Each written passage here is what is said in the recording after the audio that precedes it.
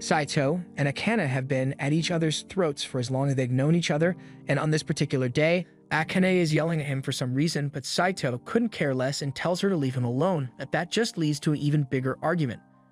One of Akane's friends, Hidamare, comes over and she finds it funny how they are always fighting, but now that she thinks about it, Akane seems to care way too much about what Saito does, so she's starting to wonder if there's something going on between the two of them. Akane is disgusted and denies having any feelings for Saito, because she'd much rather have a roach crawl into your ear and go out with him. And Saito is equally offended by the idea of dating someone like her, so they start arguing some more. Once the school day is over, Saito is on his way back home, but all of a sudden, he gets a phone call from his grandpa. He answers and his grandpa invites him to come have some tea with him at his house. But Saito has better things to do, so he's not interested in going on a tea date with his grandpa. Grandpa reminds him that he already made Saito the heir to his company, so the least he could do is spend some time with his dear old Pop-Pop while he's still alive. But even if Saito still doesn't want to, Grandpa knows a thing or two about kidnapping children, so he has a limo and some of his armed guards pull up beside Saito. Saito briefly considers running out of there like a track star, but then he realizes his grandpa is definitely crazy enough to have him shot and sent to the hospital, so he decides to comply. He gets in the limo, and while the guards are driving him, he asks where he is being taken. The guards are apologetic because they know their boss is being unreasonable, so he tells him that they were instructed to bring Saito to a villa, but they don't know what Saito's grandpa is planning. Saito's grandpa, Tenryu Hojo, once saved the Hojo group from the brink of collapse, and under his leadership, the Hojo group became a global high-tech corporation, so it isn't a stretch to say that he's one of the richest and most powerful people in the world. And it may be hard to believe, but Saito's grandpa cares about his grandson more than anything. But Saito's father, on the other hand, seems to care a lot more about milk. Eventually, they arrive at the house, so Saito sits outside and waits for his grandpa to show up. But while he's waiting, Akane unexpectedly shows up, and the first thing she does is yell at him. She asks Saito what he's doing here, so he explains that his grandpa asked him to come, and as it turns out, Akane's grandma invited her here for tea as well. The situation is strange, and neither of them knows what's going on, but they still can't stand each other, so they end up bickering as usual. Just then, Saito's grandpa and Akane's grandma show up, and they've got something important to tell the two kids, so everyone heads inside. A feast has been prepared because the two grandparents want to celebrate, but Saito has no idea what they are supposedly celebrating here. He also notices that Akane hasn't touched her food at all, so he asks if she's alright. But his concern is met with a roast because Akane says his ugly face made her lose her appetite.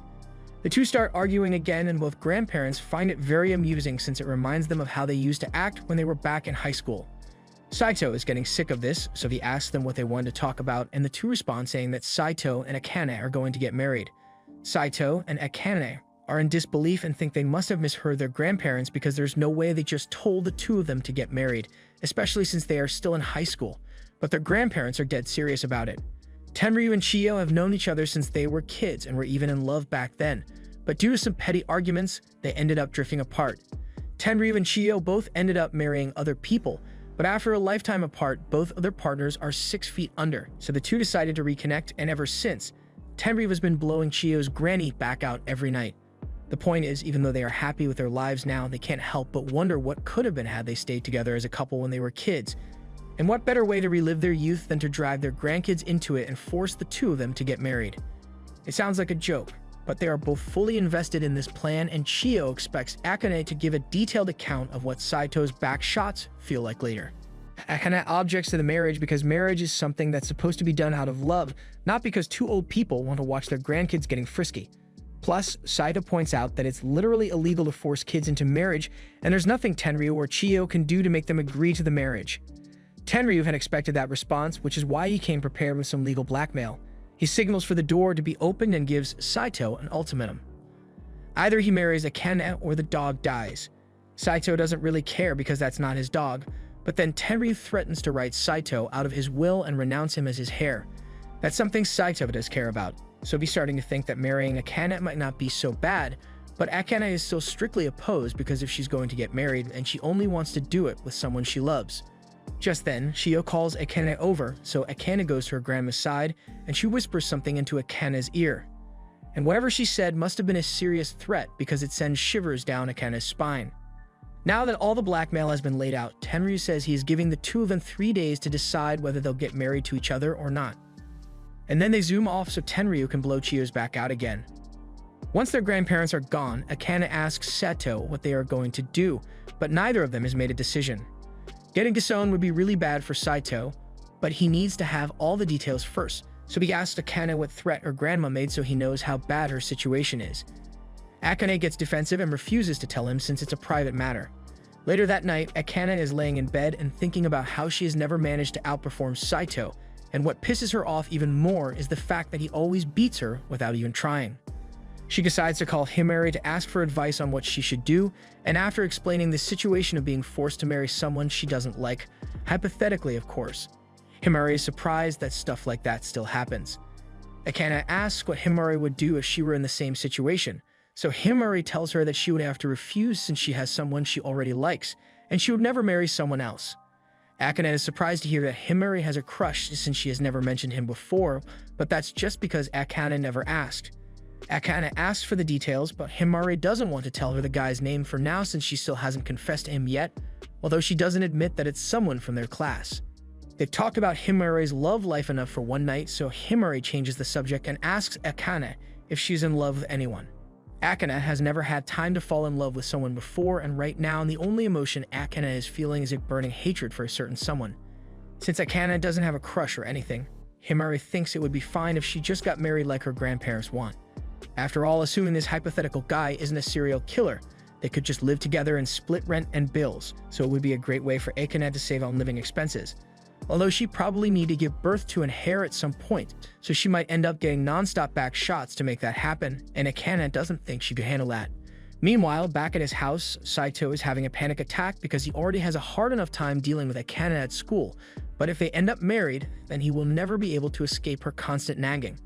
Saito's cousin, Shize, can tell that something is bothering him, so she asks him what's wrong, and Saito explains that their grandpa is threatening to disown him if he doesn't agree to his demands.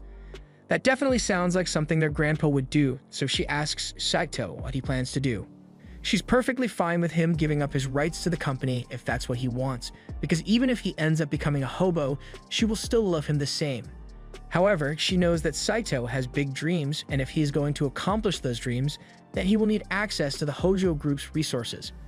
Regardless of what he chooses to do, she promises that she will be by his side to help him every step of the way, and Saito is really glad to have her with him. 3 days go by, and both Saito and Akane meet with their grandparents because they have made their decisions and are going to get married. Since that has been settled, Saito says he and Akane will file the paperwork for their marriage once they've graduated, but that's not good enough for their grandparents because they expect Saito and Akane to be in their life as a married couple immediately. They've even got a brand new house lined up for them, so they drop them off there and drive off. Akane starts freaking out because she can't just suddenly start living with Saito, but Saito is already desensitized to the BS his grandpa pulls, so this doesn't surprise him. The two of them head inside, and if nothing else, this house is actually pretty nice, so Akane thinks living here might actually be fun. Or it would be if she didn't have to stay here with Saito. This place is fully equipped with everything they could possibly need, but there's just one problem: there's only one bed. They call their grandparents to complain about the bed, but they intentionally set it up that way because they want Saito and Akane to sleep together. In fact, they are making it an official rule that Akane and Saito must sleep in the same bed every single night, and Chiyo wishes Akane luck with the inevitable pounding she'll receive. Saito realizes that their grandparents must have set up cameras in order to watch them at night, which is most definitely illegal, but he can't figure out where they put them. However, while Saito is worrying about the cameras, Akane is worrying about having to sleep in the same bed as him. She nervously asks if he really intends to do it tonight, but Saito has no idea what she's talking about, so Akane gets embarrassed and starts yelling because she thinks he's going to double stuff her all night until she can't walk anymore. Saito has no idea how she came to that conclusion, but he tells her he has no intention of doing that. However, Akane still doesn't trust him, so she threatens to stab him with her comically large pencil if he tries anything and runs out of the bedroom. For now, they still need to get their stuff unpacked, so Akane is carrying her stuff upstairs, but that box looks pretty heavy, so Saito asks if she needs any help. Akane rejects his offer because she thinks Saito just wants to get a hold of her stuff so he can do pervy stuff with it. Besides, she's perfectly capable of doing it by herself. If she doesn't want his help, Saito isn't going to force the issue, but after taking a few steps, Akane loses her footing and falls backwards. Thankfully, she wasn't falling with an umbrella, so Saito catches her and she's perfectly safe, but he asks that she be a little more careful because if she ends up getting herself killed, he'd become the prime murder suspect. After everything has been unpacked, Saito finds a meal his grandpa left for him to eat, and Tenryu may be a jerk sometimes, but this is actually pretty helpful. After warming up the pizza, Saito is about to start eating, but Akane smells the food and she's really hungry, but she's too stubborn to ask for a piece. Saito doesn't want her to starve, so he ends up giving her a slice, but she takes it and immediately leaves without even saying thank you. A few minutes later, Saito is ready for bed, so he heads into the bedroom and lays down to go to sleep.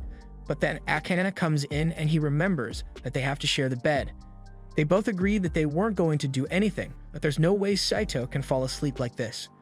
To distract himself, he starts a conversation and asks Akane why she agreed to this marriage, but she still doesn't want to give any details about her reasons. This marriage is just a formality, so she's just going to have to put up with it for the sake of her dream, even if it means following their grandparents' weird rules. Saito suddenly realizes that if their grandparents can arbitrarily make up rules whatever they want, then it's only a matter of time before they make a rule about the two of them having kids. Akane realizes he's right, so she freaks out a little, and in the process, Saito accidentally touches her butt, so yet another fight ensues. That brings us back to the present, where Akane reminds Saito that under no circumstances is he allowed to tell anyone that they are married.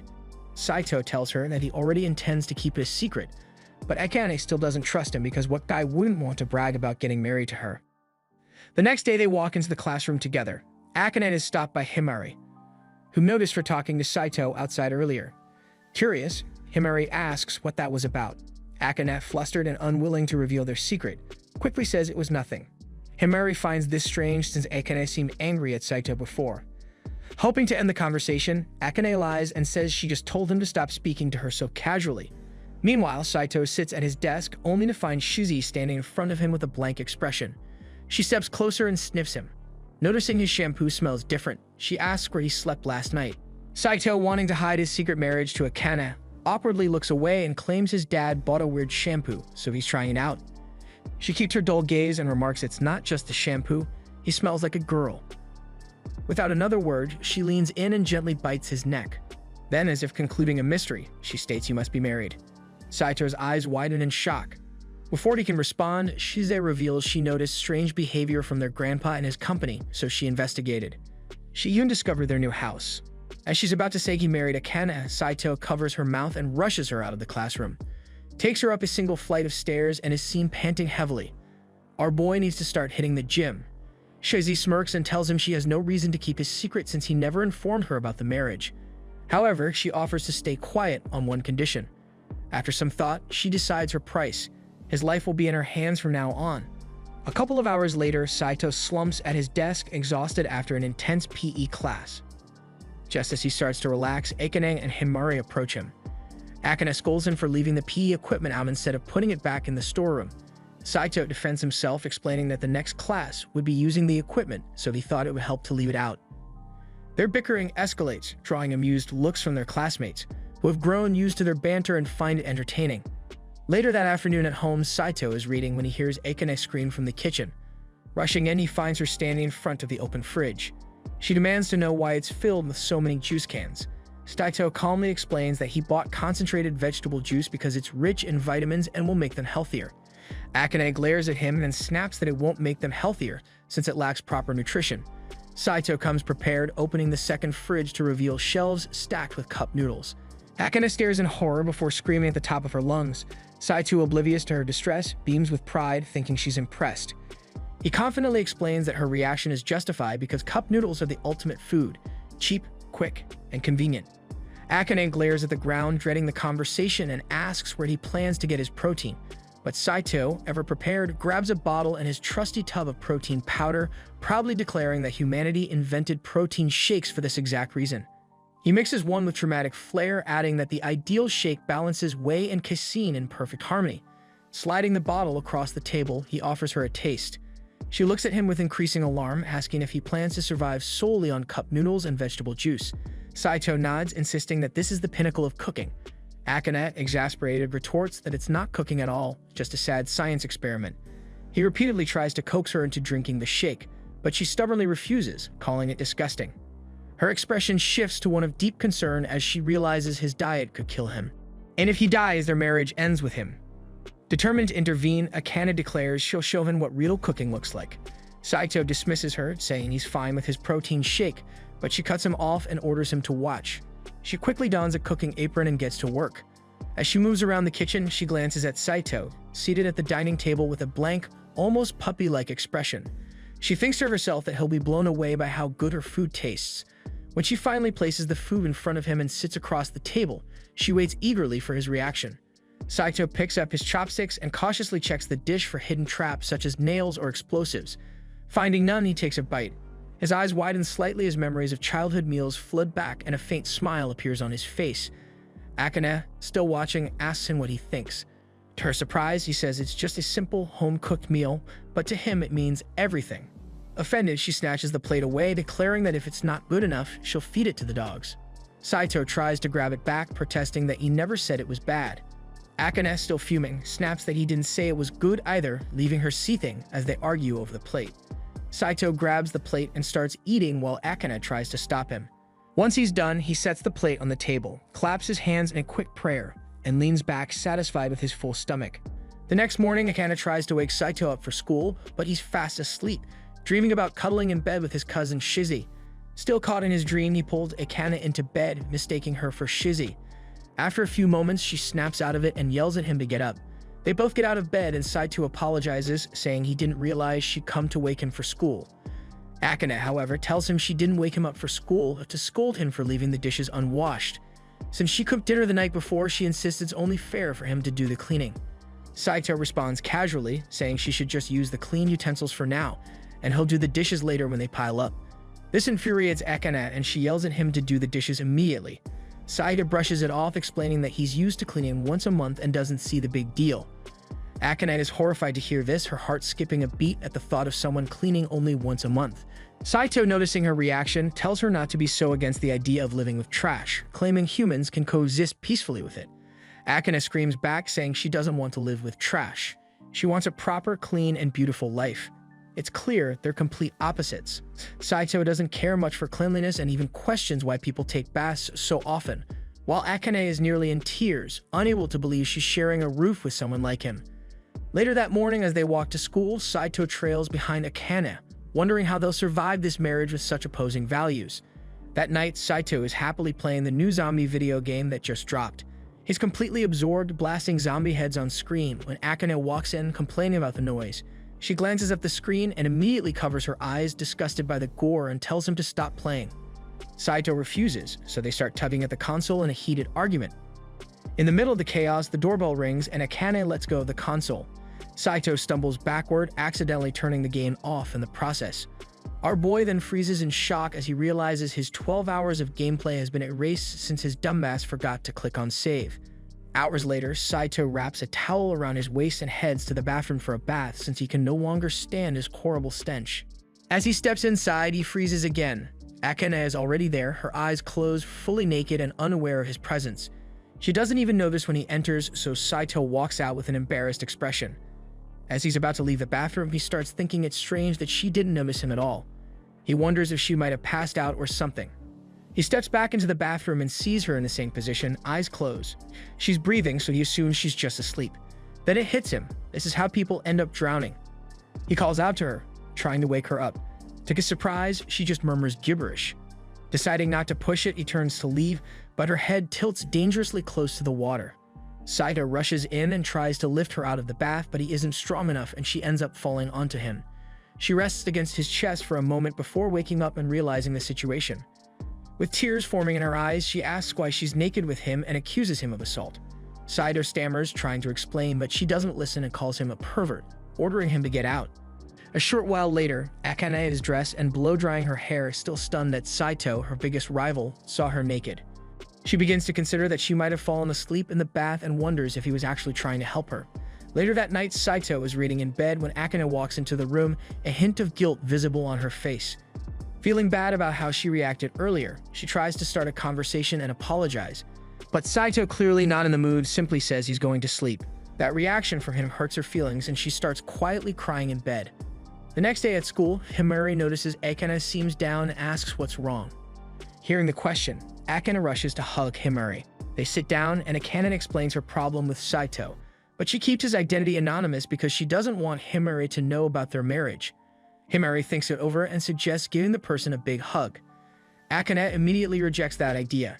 Instead, Himari advises her to talk things out with a person, reminding her that respect is a two-way street. It's about respecting them too. Meanwhile, Saito is having lunch outside with Shizi and venting about his issues with Akane. Shizi bluntly suggests they get a divorce, but Saito disagrees, saying he can't give up because he needs to honor the promise he made to his grandfather.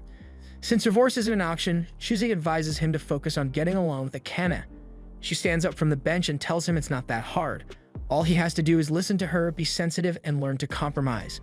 Later that day, Saito comes home determined to try Shizi's advice. But as he opens the door, he sees Akane standing there with an intensely angry expression. Startled, he tries to walk past her, thinking he'll follow the advice later. Before he can leave, Akane grabs his arm, her expression softening as she gently asks if they can talk. Saito assumes she's about to bring up divorce, but to his surprise, she wants to discuss how they can make their marriage work. A few moments later, they sit across from each other with cups of tea, agreeing they'll need to set some ground rules if they're going to live together. Saito begins by saying he prefers washing his clothes and dishes only when they pile up, but Akane raises her voice slightly, saying she refuses to live such a dirty lifestyle. Hearing that, Saito agrees to do his laundry more often, which surprises Akane since she didn't expect him to be that cooperative. With that settled, Saito asks Akane to allow him to touch her body, but not in the way you think. He just wants her to tolerate the occasional bumping of their bodies at night, clarifying that it's just because the bed is cramped. Akane hesitantly agrees, her face flushed, but she warns him that she won't forgive him if he tries touching under her clothes. Now that they've addressed the basics, Saito suggests they make it a habit to thank each other for even the smallest things, believing it will help them grow closer. Akane agrees but insists he compliment her cooking more. She reminds him of how he previously called her food normal, which she didn't consider praise. Saito, on the other hand, thinks calling it normal should be enough, but he doesn't argue further. Later that night, Akane is on the phone with Himari, telling her they made some small progress in their relationship.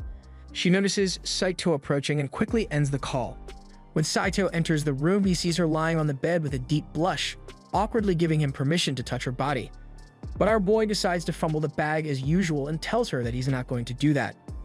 Over time, things start improving between them. One day, Saito surprises Akane with a thoughtful gift, showing he's willing to put in effort for their relationship. That evening, Akane prepares an extravagant dinner with several delicious dishes.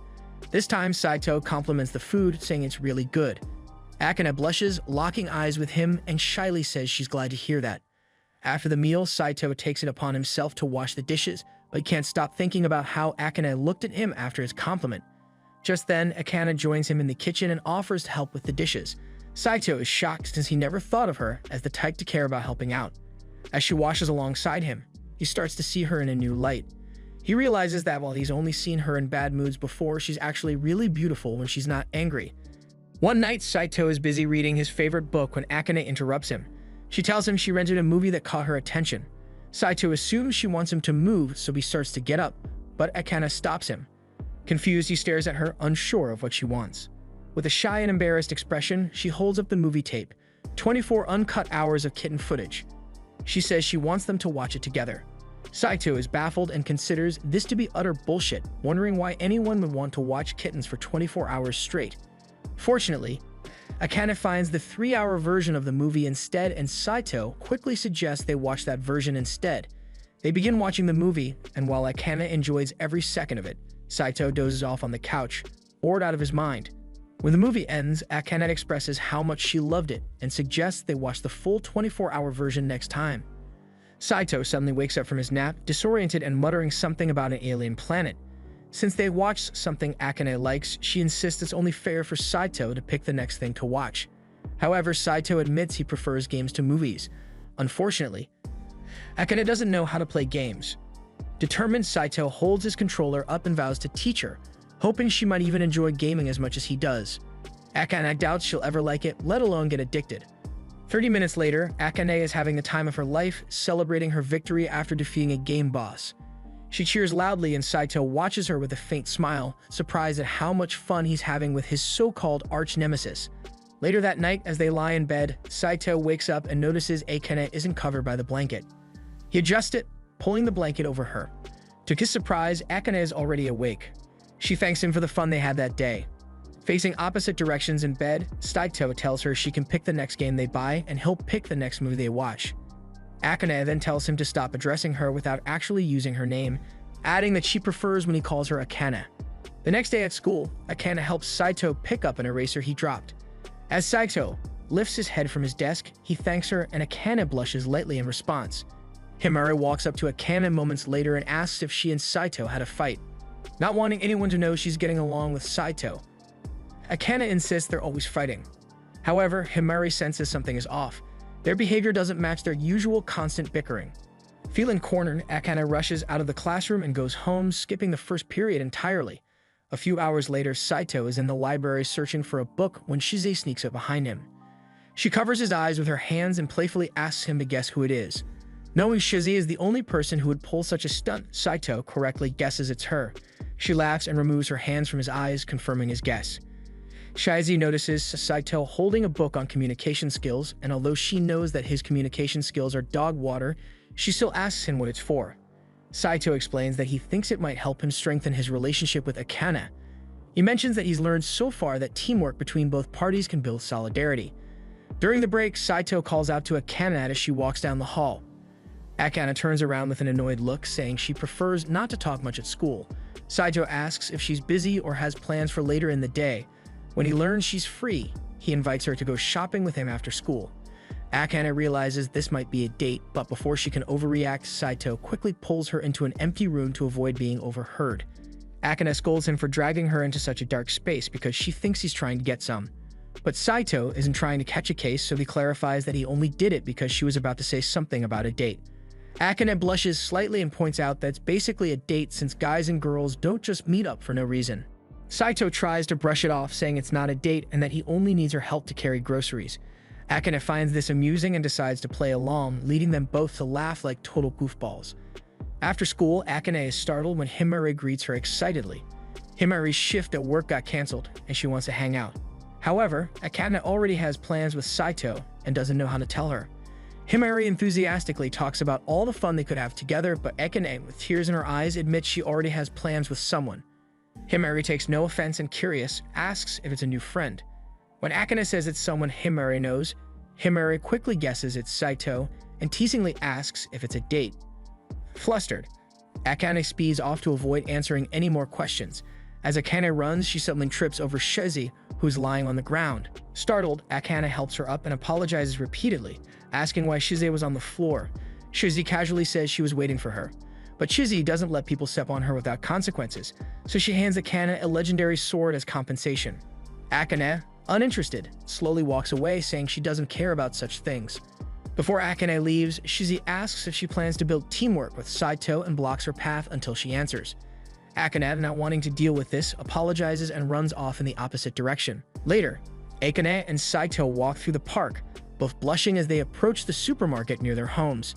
Inside, Saito notices they're out of eggs at home and picks up a pack to place in the cart. Akane stops him, pointing out that he should check the price before just adding things to the cart. A few minutes later, Akane discovers the supermarket is holding a limited-time sale, and a crowd has already gathered to grab the discounted items. She tries to push her way through the chaos, but quickly gets shoved to the side. Saito attempts to jump in as well, but he's tossed aside even faster than Akane. Left lying on the floor in shame, they both burst into laughter at how terrible they were at fighting for the sale. Akane stands up, smiling, and declares that she isn't going to give up. Saito gets up too, but he admits he's ready to quit. Akane looks him in the eye and tries to raise him up by insisting he has to come with her. Our boy has successfully been rizzed up, so he blushes and agrees, and then after that, the two walk home together. That night, Akane wakes up to find Saito with his finger in front of her face, about to poke her cheek. She sits up and immediately scolds him, accusing him of planning something as gruesome as gouging a hole in her cheek. Saito denies her accusation and decides to admit he's a total simp by explaining that he couldn't resist poking her cheek because she looked so cute while sleeping. Akane blushes at his response and hugs her pillow. She lies back down and tells him he can watch her sleep, but only for a little while, which is still very creepy. The next morning, they both wake up and greet each other with awkward blushes. Later that afternoon, on their way to school, they pass by a stall selling strawberry cream buns. Akane wants one, so Saito goes to buy it for her. He returns with the pastry in hand, but it's too large for her to eat alone. He suggests they split it, and as they share the cream bun, Himari spots them. She's surprised because she's never seen them together outside school and begins to suspect something is going on between them. Akane quickly denies it, claiming Saito was just stalking her. That night, Akane stays up late studying for an upcoming test. Saito, on the other hand, doesn't see the point in studying. He boasts that he never studies and just memorizes everything from class, even scoring perfectly on the last test. Akane takes this as mockery, throws her pillow at him, and tells him to leave. A few minutes later, Saito knocks on her door and hands her a snack, thinking it might help her focus. She opens the door and is delighted to see a strawberry cake. She takes it inside, wondering why he would go out of his way to make it for her. She decides to take one bite and is overwhelmed by how delicious it is. Filled with joy, she eats the cake, knowing the sugar will help her power through the night. Saito prepares more dishes for her, which she eats with a happy smile. The next morning at school, Akane is walking through the halls when she suddenly collapses. Luckily, Himari is nearby and rushes to her side. Himari asks if she's okay, and Akane reassures her that she's fine, just a bit sleep-deprived from studying all night. Himari urges her not to push herself too hard and reminds her that her health is more important. But Akane is more focused on getting the top grade in the class. Himari advises her again, pointing out that she'll never outscore Saito. Despite this, Akane remains determined to surpass Saito in every way. That evening, Saito brings her a late-night snack, only to find her slumped over her desk. Assuming she's fallen asleep, he moves closer but notices her uncomfortable expression. He quickly realizes she isn't feeling well. Saito checks Akane's temperature and sees that it's a worrying 40 degrees. She's clearly burning up from a fever. Akane complains about feeling sweaty and uncomfortable, so Saito grabs a wet rag and carefully cleans the areas where she's sweating the most. As he tends to her, Akane mumbles weakly, talking about how much she needs to study if she ever wants to achieve her dream of becoming a doctor. She explains that her ultimate goal is to help people live long, healthy lives and to be someone who can step in whenever someone is in need. Akane's voice turns quieter as she shares how her parents can afford to send her to medical school. She reveals that the only reason she agreed to marry Saito in the first place was because her grandmother promised to fund her education if she married him. Hearing this, Saito feels a mix of surprise and admiration. He never knew about this deeply personal dream of hers. Akane's frustration starts to spill out. She vents about how hard she studies every day but can never seem to surpass him, even though he barely puts in any effort and still gets perfect scores. Then, almost as if she's confessing something she had buried for a long time, she admits that she's always admired him, even if she never said it out loud before. Realizing what she just admitted, Akane's face turns red, and she yells at him to forget everything she just said. A few minutes later, Saito checks her temperature again. This time, it has climbed to 42 degrees. Alarmed, he decides it's time to call an ambulance, but Akane insists there's no need for that and tells him to just go to bed. He tries calling an ambulance anyway, but can't get through. Seeing no other option, he picks her up in his arms and tells her he won't just stand by while she's suffering. As he carries her outside, Akane looks at him with surprise. She never thought he had the strength to lift her so easily. She jokes about him being stronger than she thought he was.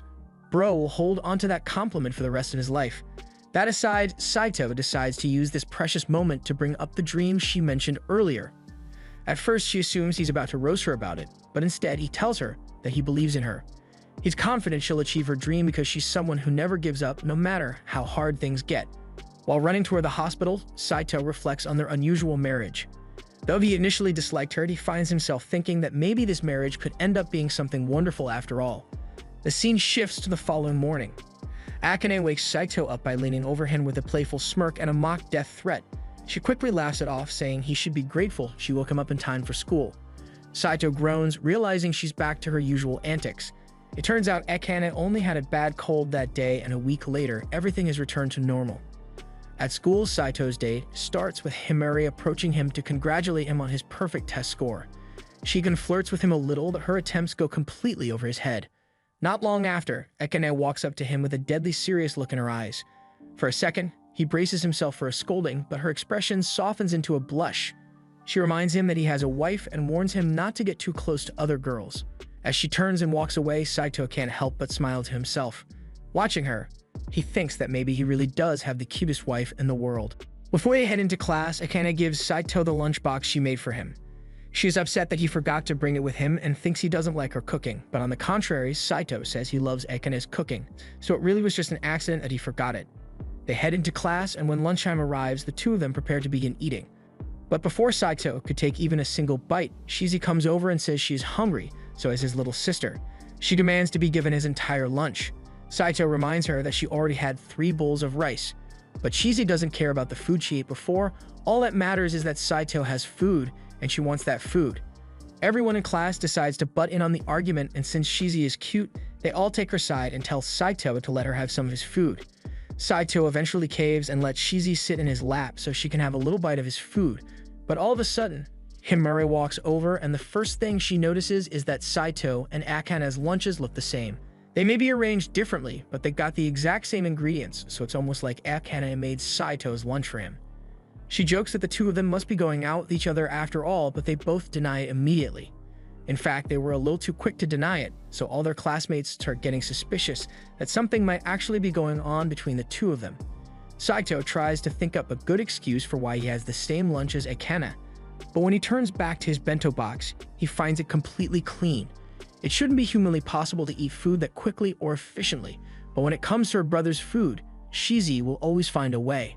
Since the incriminating bento is gone, all of Saito's classmates lose interest in the conversation and walk away.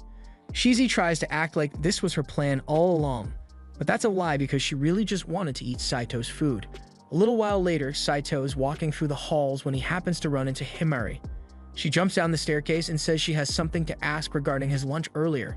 She wants to know if Akane actually did make the bento for him or not, but Saito obviously can't tell her the truth, so he lies and tells her that he and Akane just happened to use the same ingredients.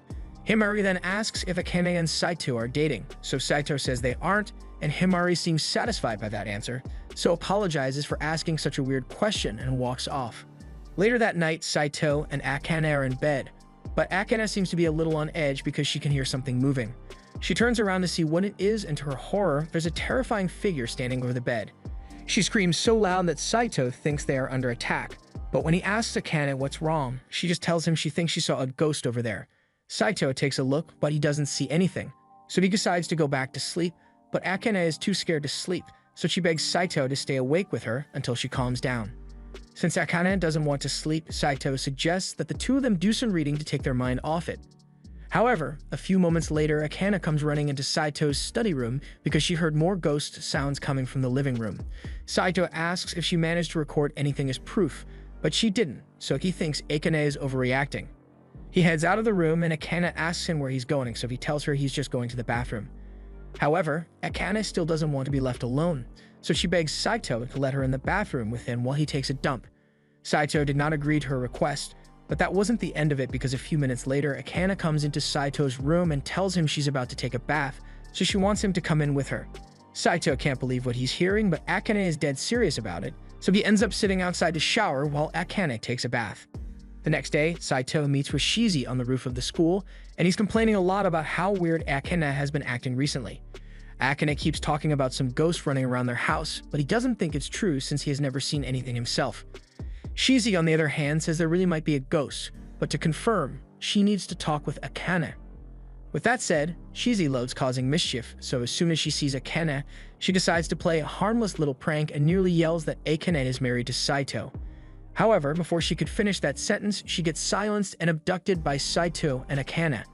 They bring her to an empty classroom, and now that there's no threat of their secret being exposed, Akane begins seething with rage because she told Saito not to tell anyone about their marriage. In Saito's defense, he never actually told Shizi about his marriage, she just kind of figured it out on her own, so there was nothing he could do about it. Shizi confirms this, and now that Akane thinks about it, it is natural for Shizi to have found out since she is Saito's little sister. Moving on, Shizi mentions that she heard Akane was scared of ghosts in her house, so Shizi is here to tell her that her house is most definitely haunted, and the ghost will make Akane's test scores drop if they don't do anything about it soon.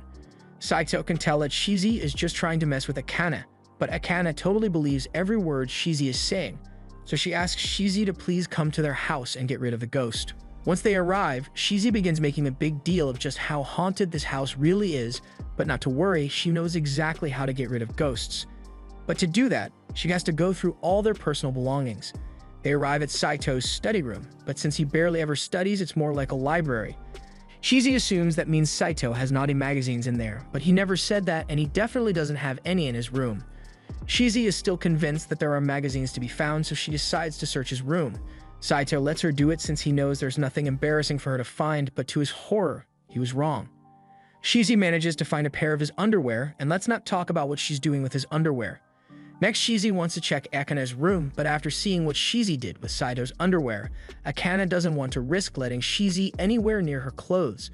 They move on to the bedroom, and Akane explains that she clearly saw the ghost standing over the bed right here. Shizi puts a lot of thought into what the ghost could have possibly been, and then she comes to the conclusion that she was the ghost all along.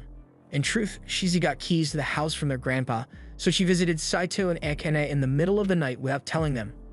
The reason she was sneaking around so much and standing over their bed all night was because she was hoping to watch Saito and Akane get hit and steamy in bed, but that never happened. Anyway, Shizi is hungry now, so she says she wants to stay over for dinner. However, even though Akane is relieved to find out that there's no ghosts, there's no way she's going to reward Shizi by giving her a home-cooked dinner. But then Shizi starts complimenting Akane's cooking skills, and after a lot of flattery, Akane ends up making a lavish meal for Shizi. Shizi is really enjoying the meal, and Akane is glad that Shizi likes her food. But when Shizi gets a piece of food stuck on her cheek, Saito picks it off her face without a second thought, so Akane can't help but notice that the two of them seem usually close with one another. After dinner, Saito and Shizi head to the living room to play some games together, and yet again, Akane can't help but get the feeling that some incest is going on here. I mean, look at them. Saito can tell that Akane is slightly mad about something, and while she is a little bit jealous of how close Saito is with Shizi, she won't admit that, so she yells that she's not mad at all.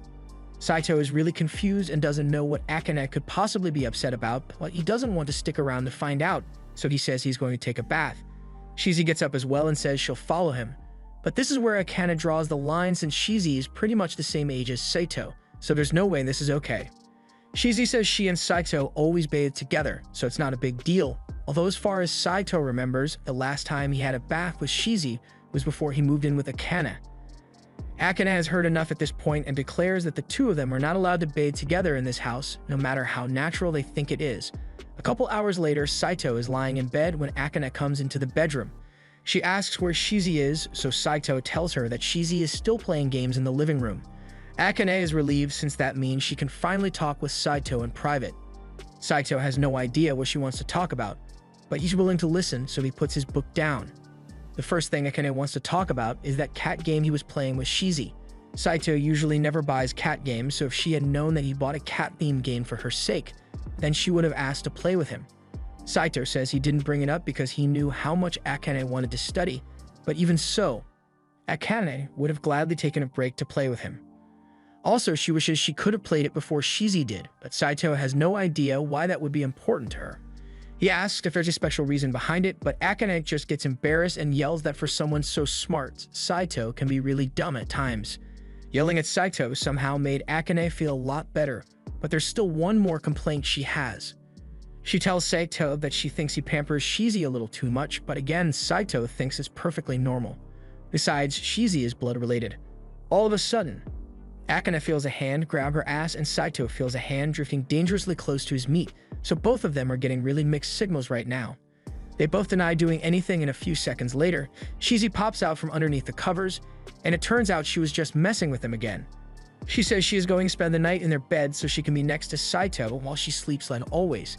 Again, Akane can't believe that Saito always sleeps with Shizi, but Shizi really enjoys lying next to her brother. Akane gets to have him all to herself most of the time anyway, so one day with Shizi shouldn't be a problem. Akane tries to explain that she only sleeps with Saito because their grandparents forced her, but Shizi assumes Akane just wants to be alone with Saito, so she offers to sleep on the floor instead. However, Akane doesn't want Shizi to misunderstand anything, so she says they should all sleep together after all. Later that night, Shizi turns to Akane and tells her that she needs to be more direct about her feelings for Saito. Akane tries to act like she doesn't know what Shizi is talking about, but Shizi could clearly see that Akane was jealous of how much Saito was pampering her. Although Saito is really dense when it comes to things like this, so he will never figure it out unless Akane tells him herself. Shizi continues, saying she is glad Saito has someone like Akane around, since she was worried he might end up alone for the rest of his life. But when Akane asks Shizi to explain what she means, Shizi just goes to sleep. Himari meets up with Akane at a cafe, and the first thing she does once they get seated is ask Akane if she likes Saito. Akane is caught off guard, so she frantically denies any affection for Saito, but she's curious why Himari would ask such a question in the first place. Himari admits that she's got a crush on Saito, but Akane doesn't understand what she could possibly see in a guy like him. Himari says she loves everything about Saito, like how handsome and prepared he always is. There was this one time that a girl on their sports team fainted from a heat stroke. But while everyone else was panicking, Saito remained calm and took charge of the situation. Now that Akane thinks about it, she realizes Saito is pretty reliable in a crisis, but that's beside the point. Himari says she really admires someone who knows how to keep things together, and Saito is always nice to her. So she was hoping Akane could get Saito to like her back. Akane agrees to help her, but she doesn't know how exactly she's supposed to help, so she asks Himari what she wants her to do. Himari says she just wants Akane to give her some information about Saito's interests so she can relate to him more, but come to think of it, Akane doesn't actually know much about Saito. Later that evening, Saito finds Akane standing behind him with a pen and notepad in her hand. He's a little freaked out, so he asks her what she's doing, but Akane just says she's observing him and doesn't explain further. Saito tries to ignore her, but Akane keeps following him around, and even when it's dinner time, she holds her camera up to his face. He asks her if there's a reason she's holding the camera so close to his face, but Akane can't tell him about Himari's crush, so she tells him to just ignore it. Saito decides to just eat his dinner, and while he's eating, Akane asks him if there's a particular type of girl he likes. Saito is surprised by the sudden question, but he tells her he doesn't have a specific type. Next, Akane asks him what his favorite food is, and Saito tells her he likes steak, sushi, and seafood bowls, topped with caviar. That last one is a little too fancy, so Akane asks how he likes his steak done, and Saito tells her he prefers his steak rare. At school the next morning, Akane informs Himari of Saito's favorite food, and Himari is glad to learn a side of him she didn't know about before, and since she's so interested in learning more about what Saito likes to do, Akane tells her that Saito likes playing video games and reading books before bed. Himari thinks that's really interesting, but she wonders how Akane could possibly know what Saito likes to do before bed, so Akane has to make up an excuse and says she overheard him talking about it earlier. That night, Akane is getting ready to make dinner, so Saito asks what's on the menu for the night. Akane tells him she's going to make fish, so Saito is really disappointed. He says he thought she would make steak for him since she was asking him about it yesterday. Akane had never intended to make steak, but since Saito was looking forward to it so much, she agrees to do it, although they're going to need to shop for ingredients. While walking back from the grocery store, Akane tells Saito that she really enjoys doing things like this. It makes her feel kind of nostalgic because she used to go shopping with her mom when she was little, but Saito can't relate to that. When they get home, Akane prepares the steak for Saito just like she promised, and when Saito takes his first bite, he just kinda stares at the plate for a second in shock. Akane thinks Saito must hate the steak she prepared, but he tells her it's actually so good that he wishes he could eat it every day. Akane can't believe Saito is giving her such high praise for her food, but she's happy about it. So she says she'll make as much amazing food as Saito wants. But as she says this, she gets a bit too close to Saito's face, so they both get embarrassed. The next day at school, Himari approaches Saito at his desk and asks him if there's a particular type of girl that he likes. She says she heard that Saito doesn't have a particular type, but she just wants to confirm for herself. First of all, Saito asks her where she got that information, but Himari doesn't want to reveal that she got Akane to ask him, so she pleads the fifth. Anyway, about her question, Saito says he doesn't agree with the whole categorizing people into types thing. He would never know if he wanted to go out with someone unless he got to know them first. It's answers like that that make Himari love Saito so much. A lot of guys often ask her out without knowing anything about her, and when she asks what they like about her, it's almost always about her chest size. Saito admits it must be rough for pretty girls like her to have to deal with that, but Himari can't get over the fact that Saito just called her pretty. Saito doesn't get why she's so happy about being called pretty because it's pretty obvious that she's attractive. Once Himari has calmed down, recounts that Saito said he wouldn't know if he likes someone until he got to know them well enough, and since that's the case, she whispers in his ear and asks if he thinks he could fall for someone like her. Saito is caught off guard by her question and asks if she's being serious, but Himari gets embarrassed, says she was only joking, and runs off. Later that day, while Saito is playing games in the living room, Akane sneaks into his room and starts snooping around for information to give Himari. But just when she finds Saito's diary, Saito comes in and spots her. She immediately becomes defensive and yells that she's not funneling information about him to anyone, but Saito has no idea what she's talking about. And even if she's snooping around in his room, it's not like he has any secrets worth looking at. In that case, Akane asks him if he can recommend one of his favorite books to her, and Saito is more than happy to oblige. So he hands her this thick book about history and the art of war and tells her he enjoys laughing at the stupidity of humans while reading it. Akane doesn't understand the appeal, but she relays the information to Himari anyway. But the next day at school, Himari meets up with Akane and tells her she couldn't understand a single word of it. Akane apologizes because she should have asked Saito to recommend a book that's not so complicated, but Himari actually prefers it this way since she has an excuse to talk to Saito now.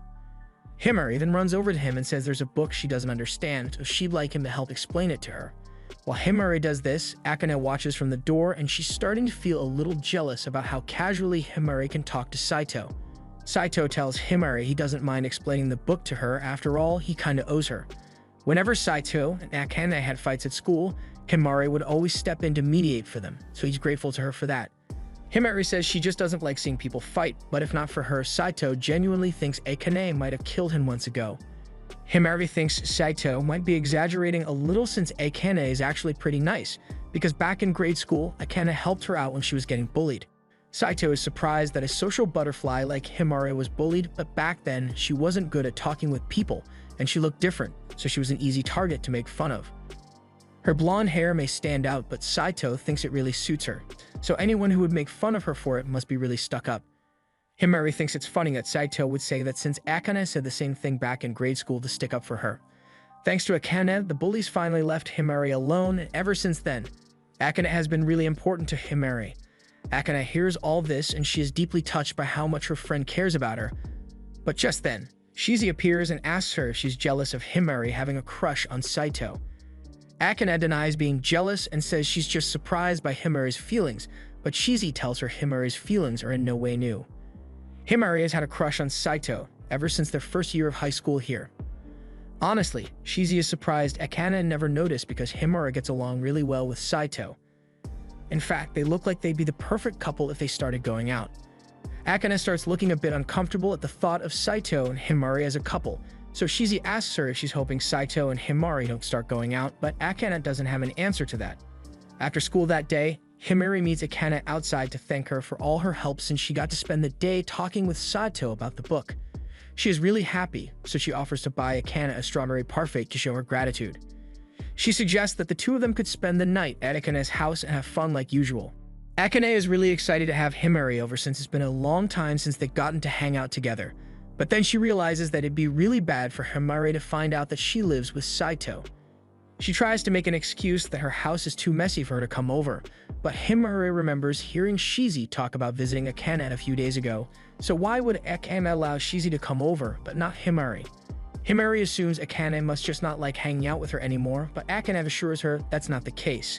Akane eventually ended up agreeing to let Himari come over, so she hurries home to warn Saito ahead of time. They can't let Himari find out that both of them live together, so she asks Saito to hide all his stuff in his room until she leaves. Unfortunately, the doorbell rings and they realize that Himari has already arrived, so they don't have any time to spare. Akane tells Saito to start hiding his stuff while she keeps Himari busy. Saito gets to work gathering his stuff, but he doesn't have enough time to hide it in his room, so he ducks behind the counter as Himari and Akane walk back in. Once Himari and Akane sit down to chat, Himari tells her that she plans to ask Saito out on a date tomorrow, so she wants to know if Akane is okay with that. Akane doesn't understand why Himari is asking for permission from her, so Himari explains that Akane has always been fixated on Saito ever since their freshman year, so even if she claims to hate him, Himari knows some part of he must secretly have a thing for Saito, and Himari wouldn't want to get in the way of that. She likes Saito, but she likes Akane even more, so if Akane isn't comfortable with her going out with Saito, she won't ask him out. Again, Akane assures Himari that she doesn't care if she asks Saito out because she hates him more than anyone in the world. Saito heard the entire conversation, and he's starting to feel down because he didn't realize Akane still hated him so much. The next day, Himari gets Saito alone in an empty classroom to ask him out on a date, and while that's happening, Akane and Shizi are standing outside the door. That night, while Saito is having dinner with Akane, he tells her about his date with Himari and asks her how she feels about it since they are technically married. Akane gets up and yells that this marriage is fake, and that she has no feelings for Saito, so whomever he dates is none of her business. Saito accepts her answer and says he just wanted to make sure she was alright with it, but Akane is already regretting what she said. The next morning, Saito gets dressed and is about to head out the door, but Akane is starting to feel really uncomfortable about this date. She asks him if he's really going to go and Saito plans to, unless of course Akane says she wants him to stay. Akane tells him he can do whatever he wants, so Saito starts walking out the door, but before he leaves, Akane grabs him from behind and says she doesn't want him to go after all. She can't explain why, but the thought of him having fun with another girl makes her really sad, and even if it was a forced marriage, he's still her husband, so she won't let him cheat on her. Saito smiles after hearing this because that's exactly the kind of reaction Saito was hoping to get. He tells Akane he actually turned Himari down when she asked him out, so he's been lying about having a date this entire time, and now he knows for sure that Akane cares about him. Anyway, since he's dressed up already, he invites Akane out to do some shopping with him to make up for the prank he played on her. The following day at school, Himari greets Saito as usual, and he's surprised that she's acting so normal even though he turned her down. But just because she got rejected once doesn't mean Himari is going to give up. She swears that she will keep trying until Saito falls for her someday.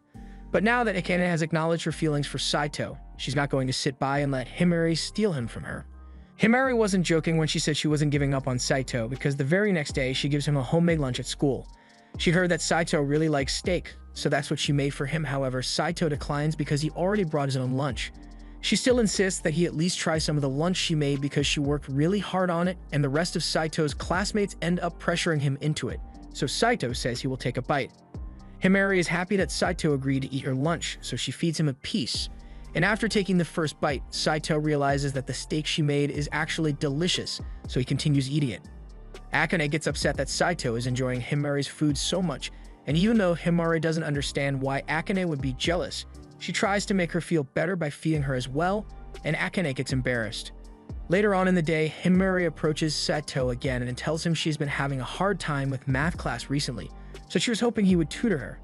Saito doesn't see a reason to object, so he agrees to help her study, but then Himari suggests that the two of them can study at her place, and her parents won't be home, so it'll just be the two of them. Saito tells her to quit joking around since that sounds a lot like a date to him. But that's exactly what Himari was going for. After all, she made it very clear that she was going to keep flirting with Saito until he falls in love with her. However, Akane won't stand for this. She could let Himari feeding Saito slide, but there's no way she's letting Saito spend that much alone time at Himari's place. But since she can't explain why she's jealous, she warns Himari that Saito might try to do pervy stuff to her if they are alone. But Himari was actually hoping Saito would do something like that. Akane is now even more against letting Himari have alone time with Saito, so as a compromise, Himari suggests that Akane joins the tutoring session as well.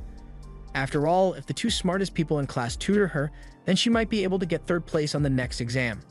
Shizi suddenly materializes after hearing someone threaten her spot on the class rankings, and since Shizi is the third smartest person in class, Himari suggests that all four of them should have a study session together, and they might as well have it at Akane's house since there's a lot of them now.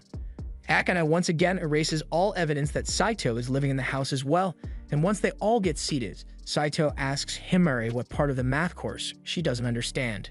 But Himari says she doesn't understand any of it. Saito rephrases the question and asks her when she first started struggling to understand math class. But it's all been kind of fuzzy for her ever since they started adding letters in math. Akane points out that Himari's grades first started dropping during their first year of high school, and since Saito finally knows where to start, he begins tutoring her, and after a few minutes, Himari is able to solve the math problems on her own. Himari tells Saito he is really good at teaching and asks him to continue, but she gets really close to his face, so Saito tells her to back away because it's embarrassing to be this close, and it's making Akane really mad. The next moment, Shizi clings onto Saito and says she is bored, so Saito suggests they all take a break and play a game or something, but instead of just picking something like Mario Kart, Akane pulls out a card memory game intent on proving that she is smarter than Saito. But in the end, Saito absolutely demolishes all of them because his memory is really good. He doesn't want to keep playing, so he tells them they can continue without him because he's going out to get some snacks. But while he's out, Akane catches up to him because she can tell Saito is feeling a little down. She starts a conversation by saying she had no idea his memory was so good, but Saito doesn't like to bring it up because people constantly call him creepy for it. Everyone in the Hojo family is born with one of their traits. Max, for example, Shizi is able to calculate huge amounts of data in her head, while Saito has an impossibly good memory. And because of his memory, he sometimes memorizes insignificant personal details about other people, making people think he is a stalker or something. She tells Saito that his memory isn't creepy at all, and in fact, she would love to have an ability like that since she wouldn't have to study so much, and she'd be able to remember things about the people she cares about. The two eventually return home after buying the snacks, but to their horror, when they get back, they find Himari and Shizi playing video games on Saito's console. So Akane has to make up an excuse for why it's there, and Saito asks Akane why she didn't hide it away earlier. Anyway, they all sit down to have some snacks, and Himari thanks Saito for his help since she feels like she understands math a lot better now. Saito says tutoring her was fun for him since Himari catches on quickly, so he'd be happy to help if she ever needs tutoring in the future.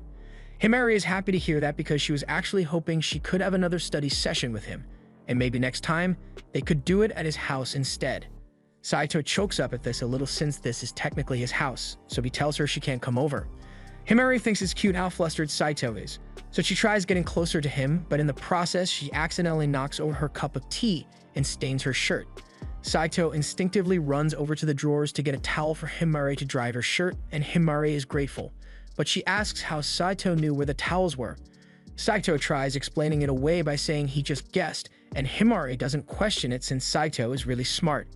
Anyway, she needs to go take care of the stain on her shirt, so Shizi leads her to the bathroom, and while she's gone, Akane gets upset with Saito and tells him this is all his fault for agreeing to tutor Himari. Saito says there's nothing wrong with helping a friend study, but Akane is jealous because Saito has never offered to help her study before. However, that's straight up false because Saito clearly remembers trying to help Akane study once and she yelled at him for it. Akane says she only did that because she was too ashamed to accept help from her arch nemesis. Just then, the lights in the house go out and Akane is deathly scared of the dark, so she clings onto Saito. He tells her it's just a power outage, so he wants to go check the breaker box, but Akane doesn't want to be left alone. She suddenly apologizes for being so stubborn all the time, but Saito tells her she's fine the way she is. Sure, she can be a bit annoying at times and has trouble expressing herself, but overall, he is starting to understand that she doesn't mean any harm by it, so he doesn't mind if she acts a little selfish on occasion. Just then, the lights come back on and Himari and Shizi come back into the living room, but Himari spots Akane holding onto Saito and she thinks it's nice that the two of them are getting along. The next day, Saito is talking to Shizi at school because he couldn't figure out what caused the power outage yesterday, so he asks her if she had anything to do with it. But Shizi's hands are clean. Just then, Himari comes up to Saito and asks him if he can tutor her again today, and Saito agrees, so Himari invites Akane as well. However, Akane says she doesn't want to join this time because she has nothing to learn from someone like Saito. But after Himari leaves, she goes up to Saito and asks him to please help her study when they get home. That night, Saito teaches Akane a good method to memorize things, and it works really well for her, so she thanks him for sharing his study methods. But this isn't really Saito's method in the first place. He has never had to study, but he came up with a couple study methods as an experiment and tried them out with different people to see how it would work. Although Akane is the first one to memorize things so easily with it, so it must be because she's naturally smart. With that said, Saito thinks they've studied enough for one night, so he wants to call it a day, but Akane wants to keep studying till morning. Saito knows she is studying to become a doctor, but he still doesn't understand why becoming a doctor is so important to her. She tells him it's none of his business, and Saito admits that she's right, but he still wants to know about Akane's motivations regardless. Since Saito wants to know more about her, Akane agrees to tell him and begins explaining that when she was younger, she had a little sister who was very sick. Her sister could hardly get out of bed, and Akane's parents had to work day in and day out to cover her hospital bills, so they were never around much. Akane's sister would constantly cry out in pain, but all Akane could do was pat her head and watch her suffer until the day she eventually died.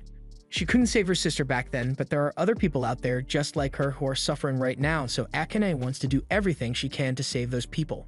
Saito is glad Akane opened up to him, but since she told him about her late sister, she's been feeling gloomy ever since. Saito doesn't know what to do about it, so he goes to Shizi to ask her for advice on the matter. After telling Shizi about the situation, she thinks about it for a second and tells him that Akane would probably feel better if she got to do something fun with Saito, like shopping. Saito says he goes shopping with Akane all the time. That's not the kind of shopping Shizi was talking about. Even though Akane probably won't admit it, Shizi figured out that she's into a lot of girly stuff, so inviting her to go shopping for sweets or something stylish would be more appropriate. And Shizi knows the perfect place since there's a festival in town with all sorts of sweets from around the world. That same day, Saito goes up to Akane while she's making dinner and asks her if she wants to go out with him on their next day off. Akane is so shocked that she accidentally burns the food, but she agrees to the date with Saito, and the next day, she goes to talk to her grandma about it. Her grandma is so excited that Saito and Akane are finally getting along that she could die with no regrets right now, but before that, she has to prepare Akane for the date. So she brings her to a hidden closet full of clothes she had been gathering for the day Akane falls in love, but Akane denies being in love with Saito. The day of the date finally arrives, and when Saito sees Akane, he is stunned for a moment because she looks really lovely in that dress. They head out into town, and Saito suggests that they go to a cat cafe first since he knows how much Akane loves kitties. But Akane immediately says they can't go there. She's come here before, and let's just say she went a little overboard, so she's banned from that cafe for life, but she still really wants to go in. Since the cafe isn't an auction, Saito takes Akane to a karaoke room, but Akane starts freaking out because she thinks Saito is going to try something now that they are alone. Saito reminds her that they literally sleep in the same bed every night, so if he was going to try something, he would have done it a long time ago.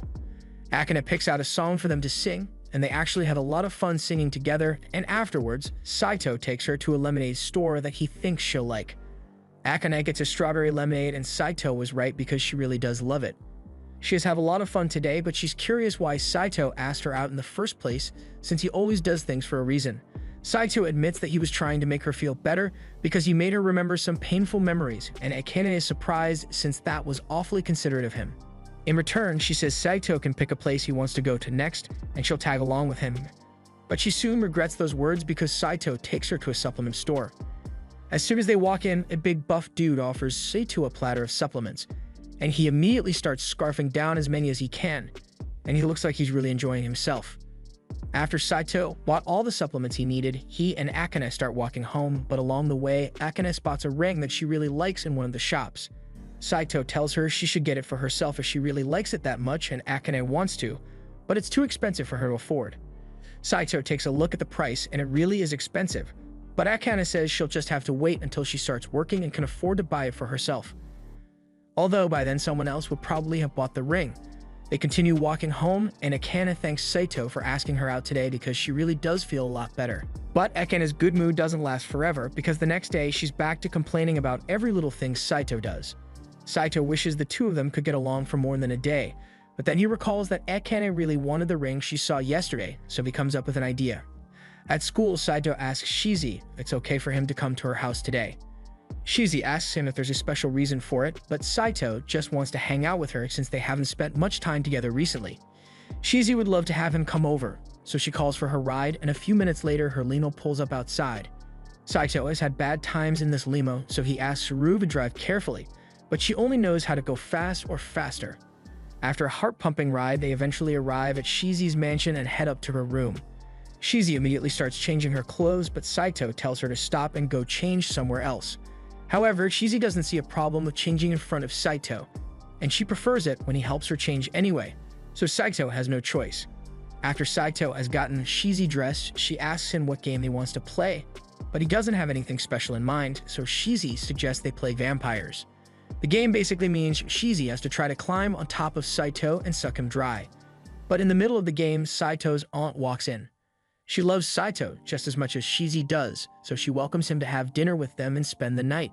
However, Saito says he actually has to get home soon since Akane will be waiting for him. But while he's here, he asks his aunt if she could let him help out at her company since he's looking for a part-time job. She's a little confused by his request since if Saito needs money, he could just ask his grandpa for it. But Saito doesn't want to owe grandpa any favors. Plus, he needs to earn the money on his own.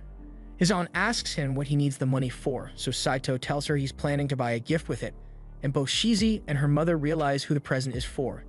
Shizi feels hurt that Saito would use playing with her as a pretext to talk to her mother, but Saito says he really did want to play with her.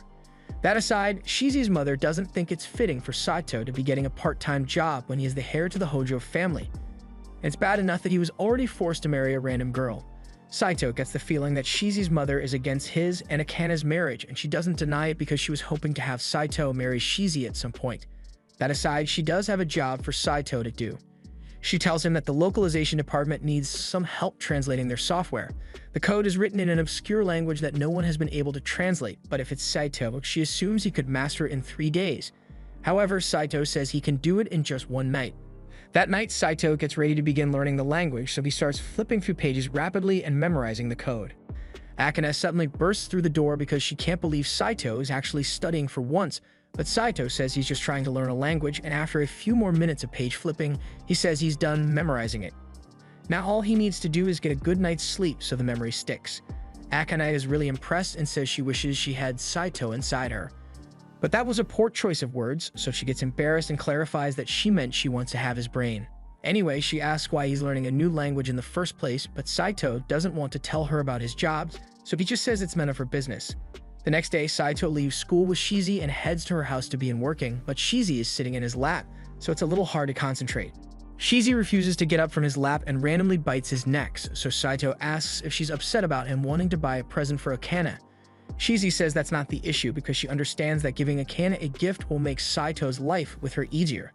But ever since Saito got married, he hasn't had time to play with her, and she gets lonely sometimes. Saito apologizes, but Shizi says it's not his fault. She understands that he has had a lot of work on his plate lately. But she doesn't have a request to make just this once. She wants Saito to stay in bed with her until she falls asleep. Later that night, Saito finally returns home, and he is confronted by Akane, who has been waiting for him to come back. She asks where he was at this time of night, so he tells her he just had a couple errands to run, and it's none of her business. He then walks past her to get ready for bed, but as he does this, Akane smells the scent of a girl on Saito's body. She decides to go talk to her grandma about this the next day and tells her that lately Saito has been coming home late and he's not eating dinner with her. Akane's grandma points out that Saito is pretty handsome, so he's probably popular with other girls. Akane admits that there's one girl who has a crush on Saito, but they are friends, so if Saito were spending time with her, she would have mentioned it. Grandma realizes Akane is really worried that Saito might not like her, but she has a hard time expressing her feelings, so she gives her a little advice. Others may lie to you, but life is too short for you to lie to yourself. The next day at school, Himuri comes crying to Akane because she asked Saito out again, and he rejected her yet again, so Akane starts comforting her. But just then, Shizi walks past Akane, and Akane realizes that Shizi has the same scent as the one that was on Saito last night. That evening, Saito is out late yet again, so Akane is left to eat dinner by herself. She tries convincing herself that she doesn't care that Saito isn't here. But then she remembers what her grandma said about being honest with herself, so she admits that she wants Saito around and picks up her phone to call him. However, she's just now realizing that she never got Saito's contact information, so she's going to have to get creative if she wants to contact him. She pulls out a phone book and looks up the number for Shizi's house. The maid answers the phone, so Akane asks her if Saito happens to be there, and Rue confirms that Saito is indeed there, but just then, the phone is handed off to Shizi's mother. Akane wasn't expecting to have to talk to her, so she's a little flustered, but then Shizi's mother tells her that Saito has his hands full at the moment, so he won't be able to speak with her. Akane tries to explain that she only needs to talk to him for a second, but Shizi's mother absolutely forbids it. He is busy with work, so she doesn't want him to be disturbed, and besides, their whole marriage is a sham anyway, so she doesn't understand why Akane is so concerned about what Saito is doing. She then hangs up on Akane. Later that same night, Saito finishes up his work and meets with Shizi's mother before he leaves. She already got a report from the team that they've received the translation from Saito, and normally, she would need to cross-check the project to make sure there are no mistakes, but Saito never makes mistakes, so she just hands him his money. And while he's still here, she asks Saito why he didn't tell Akane that he was working here, but he just didn't want to ruin the surprise. Since his work is done, Rui gives Saito a ride to the jewelry store so he can buy the ring, but when he finally gets home, he is faced with a furious Akane. She's mad that Saito has been spending so much time at Shizi's house and says if he likes her so much, then he should have married her instead. Saito can tell that Akane is mad, so he clarifies that he and Shizi may be close, but that doesn't mean they are dating. However, that doesn't seem to make her feel any better, so she's about to storm off, but before she does, Saito grabs her and pulls out the ring he bought. Akane realizes it's the same one she saw in the jewelry store a few days ago, and Saito explains that he had been doing some translation work for Shizi's mother so he can afford the ring, which is why he was always out so late. She starts getting really flustered over the fact that Saito just gave her a ring, so he tells her this is a peace offering, and from now on, he hopes the two of them can get along with each other as much as possible. Akane remains silent and runs out of the room, so Saito thinks he might have creeped her out by gifting her a ring, but then she comes back out and tells him she really appreciates his gift. The next morning, Saito wakes up to find Akane sitting in bed, admiring the ring he gave her, and she looks really happy. She asks him if he's going to be out late again tonight, but Saito says he's done with his work, so Akane joyfully says she'll make him a nice dinner tonight. Throughout the day, she keeps admiring the ring every chance she gets, and by dinner time, she has prepared a wonderful steak dinner because it's Saito's favorite. But she went a little overboard on the meal prep here. However, Saito forces himself to eat every bite because he doesn't want to turn down Akane's kind gesture. The next day, as they walk to class, Saito is still feeling sick from all the steak he ate last night, but then he notices that Akane is still wearing her ring. He grabs her hand and pulls her away before anyone sees it. Akane has no idea why Saito suddenly dragged her away, so Saito points out that Akane has her ring on, and while he's glad she likes it, they can't let their classmates see it and start asking questions. Akane says she understands, so she'll put the ring in her pouch for now and only wear it at home. However, after returning home, she is hit with a horrible realization. She lost the ring. Akane frantically searches through her bag, but it's not in there, so she goes outside to retrace her steps in hopes of finding it. Unfortunately, even after walking all the way back to school, Akane still hasn't found it, and she's mortified that she somehow lost a precious gift from Saito after just one day. She briefly considers getting a sketchy modeling job to pay for a new ring, but even if she did buy a new one, it wouldn't be the same. The ring was a symbol of Saito's love for her, so no matter what, she has to find the original ring. The next day, Akane tries searching the grocery store to see if she might find the ring there, but she had no such luck, so she sits down on a park bench to cry about it for a minute. Shizi soon shows up, and it doesn't take her long to figure out that she lost the ring Saito bought for her. Akane panics because she doesn't want Saito to find out she lost it, but Shizi tells her she doesn't have to worry because she's going to help her find it. She and Shizi proceed to search the entire school for it, but by nightfall, they still haven't found it yet. Akane apologizes for keeping Shizi out so late and tells her she can go home now, but she's going to keep looking on her own for a little while longer. Shizi tells her she doesn't have to carry the burden alone, but Akane says it was her fault the ring got lost in the first place, so she needs to be the one to find it no matter how long it takes her. Shizi suggests that Akane should ask Saito for help looking for it, since he's really reliable, and he could probably figure out where it is with his photographic memory, but Akane absolutely refuses to get Saito involved. Meanwhile, Saito is back at home wondering why Akane is out so late at night today. Just then, someone walks in through the front door, so Saito gets up expecting to see Akane, but it's actually Shizi. Shizi came here because she heard that Akane made curry for dinner tonight. She also tells Saito that Akane won't be coming back for a while, but when Saito asks what's going on, she tells him she can't talk about it because Akane made her promise to keep it a secret. And Shizi doesn't break promises, so if Saito wants to figure out what's bothering Akane, he's going to have to do it the old-fashioned way and stalk her a little. Saito takes Shizi's advice, so the next day after school, he follows Akane as she walks around town searching for something. And now that he thinks about it, he realizes that she hasn't been wearing her ring for the past few days, so he figures out what's going on. He later finds Akane crying under a bridge because she can't find the ring, so he walks up behind her and says he appreciates her trying so hard to find it, but they can always buy another one, so there's no need for Akane to stress herself out so much. However, Akane still insists that she needs to find the ring because it was the first real thing she got from Saito. Saito only married her because he was forced to, but he bought that ring for her because he wanted to give her a gift. It's a symbol of his love and shows that he actually cares about Akane, so even if she spends the rest of her life looking for it, she has to get it back. Saito finally understands why she's been so desperate to find the ring, and if it's really that important to her, then he offers to help her look for it.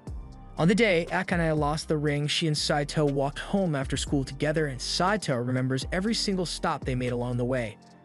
After looking through his memories, he remembers seeing Akane open her bag a total of 4 times that day, and in this very spot, she pulled out her handkerchief, which is probably when she lost the ring.